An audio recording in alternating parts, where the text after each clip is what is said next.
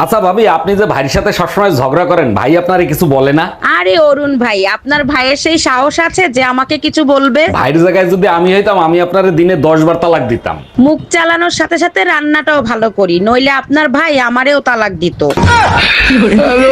Madam, আপনাদের তালাকের paper ready হয়ে গেছে, এবার আপনাদের বয়স বলেন। যখন আমাদের বিয়ে হয়েছে তখন আমার জামাইয়ের বয়স ছিল 25 বছর আর আমার বয়স ছিল 18 বছর। আরে ম্যাডাম, আপনাদের বিয়ের বয়স জানতে চাই নাই তো, বর্তমান বয়স জানতে চাইছি। বর্তমানে বিয়ের বয়স দ্বিগুণ হয়েছে, জামার বয়স 50 বছর, আমার বয়স 36 বছর।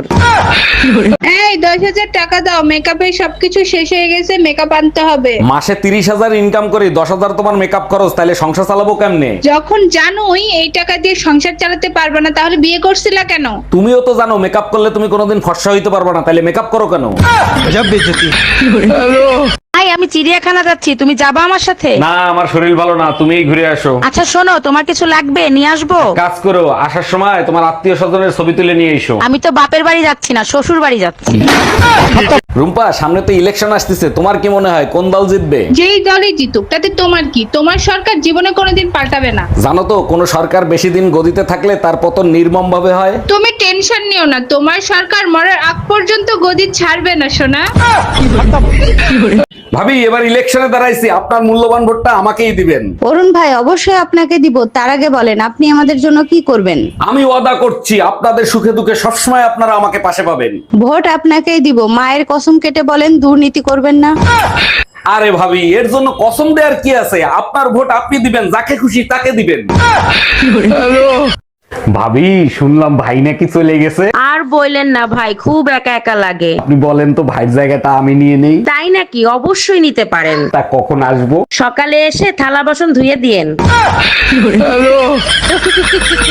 ভাবি, ভাই যে বয়সে বিয়ে করছে, আমারও তো সেই বয়স হয়েছে, আমার বিয়ে দাও না কেন? অবশ্যই বিয়ে দেব যদি একটা প্রশ্নের উত্তর দিতে পারো। আমি বিয়ে করার জন্য সব প্রশ্নের উত্তর দিতে রাজি আছি। সব পাখি আকাশে উড়ে, ডিম পাড়ের নিচে, বলো তো কোন পাখি বাচ্চা দেয়? ভাবি, এয়ার হোস্টেস।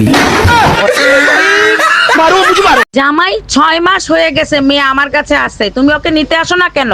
আপনার মেয়ে আমারে রান্না করা শিখাইছে, থাল বাসন মাজা শিখাইছে, কাপড় ধোয়া শিখাইছে। দেখছো জামাই, আমার মেয়ের কত গুণ, অল্প দিনে তোমারে কত কিছু শিখাই দিছে।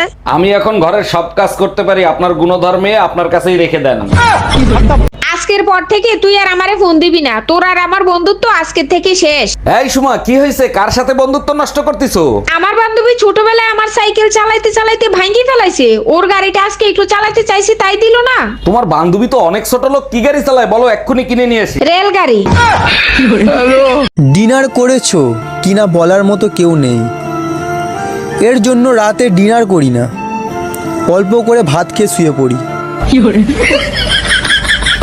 কি হইলো ভাই? গার্লফ্রেন্ড শুধাইছে তোমাকে আমাদের বাড়িতে পছন্দ করবে কি করবে না? তো কি হয়েছে ওকে বলি দে। ওকে কি করে বলবো? আমাকে তো আমাদের বাড়ির লোকেই পছন্দ করে না।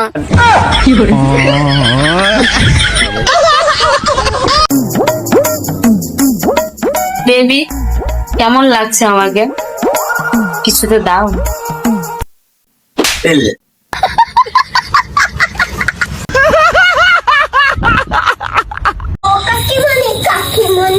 হ্যাঁ, কি হয়েছে মা? ও কাকিমণি, শিগগির আমাদের বাড়িতে চলো। কেন, কি হয়েছে? আমাদের না রান্নার গ্যাস শেষ হয়ে গেছে। তা আমি কি করব? কেন? তুমি তো সবসময় লোকের বাড়িতে আগুন জ্বালিয়ে বেড়াও। চলো এবার আমাদের বাড়িতে রান্নার আগুনটা জ্বালাবা।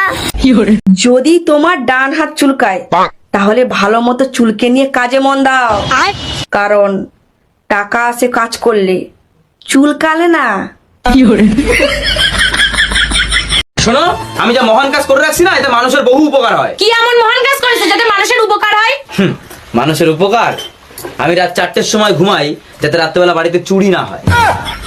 আমি মেয়েদের পেছনে পেছনে ঘুরি যাতে মেয়েরা সাবধানে বাড়ি পৌঁছাতে পারে।